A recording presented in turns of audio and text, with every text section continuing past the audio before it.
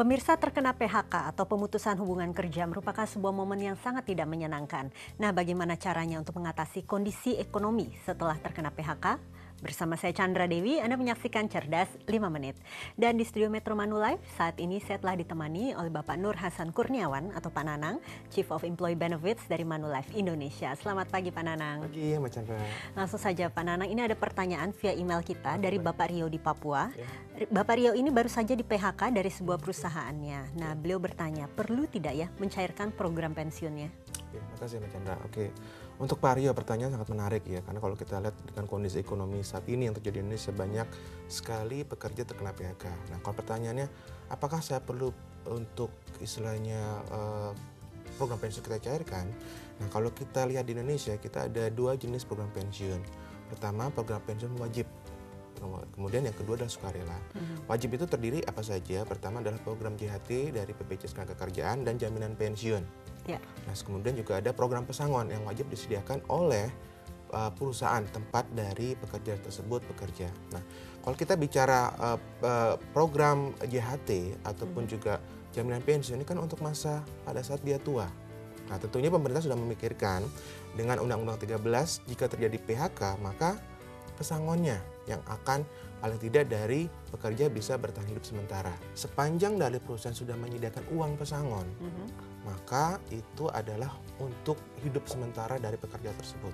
Ya. Nah, sementara untuk JHT, program pensiun itu tetap disimpan pada saat kemudian peserta pensiun baru kemudian itu dikeluarkan seperti itu. Oke, tapi banyak juga sebetulnya yang jika terkena PHK ingin juga segera mencairkan dana pensiunnya. Sebetulnya itu tindakan yang tepat apa tidak ya Pak ya? Nah, ini tergantung juga nih Mbak Chandra. Ini dari pemberi kerjanya menjadikan pesangon atau tidak.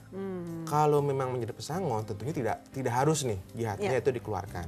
Tapi kemudian kalau dari pemberi kerjanya tidak memberikan pesangon, ya mau nggak mau memang JHT harus dikeluarkan. Tapi balik lagi, kalaupun harus dikeluarkan, harus digunakan untuk kepentingan produktif, untuk usaha kembalilah, atau istilahnya tadinya istilahnya pekerja manufaktur, kemudian dia jualan kue atau apapun, bisa digunakan produktif. Ya. Jangan dilarikan ke mana? Konsumtif. Beli mobil baru, motor baru. Nah, tentunya itu yang harus benar-benar dijaga oleh pekerja sendiri. Jadi jika tujuannya adalah untuk lebih produktif lagi, itu masih bisa dipertimbangkan. Benar, ya Pak benar. Nanang ya.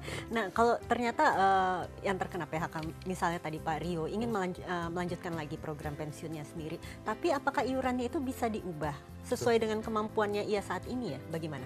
Tentunya bisa diubah Mbak Chandra, balik lagi kan kita ingin dari istilahnya pekerja tetap jadi andalan keluarganya pada masa pensiun. Ya. Nah, jadi tentunya dia harus mulai menabung. Nah, menabungnya apakah nanti disesuaikan dengan pada saat dia menjadi pekerja? Tentunya cukup fleksibel Mbak, untuk istilahnya katakanlah kalau saya gunakan DPLK individu yang ada di Manulife sangat fleksibel, minimum 500.000 sudah bisa menabung untuk masa tua, usia pensiun, seperti itu. Oke, manfaat lainnya Pak, jika peserta korban PHK ini ternyata tidak bisa melanjutkan lagi bekerja, barangkali karena terkena cacat total ataupun meninggal dunia malah, itu bagaimana manfaatnya Pak? Oke, kalau misalnya catat tetap untuk di DPLK ya Mbak Chandra, maka kemudian seluruh uang dana tersimpan di DPLK-nya itu bisa diberikan kepada pekerja tersebut. Nah, jika kemudian terjadi sesuatu sama pekerja, dia meninggal, nah tentunya nanti uang pensiun diberikan kepada ahli warisnya Mbak Chandra.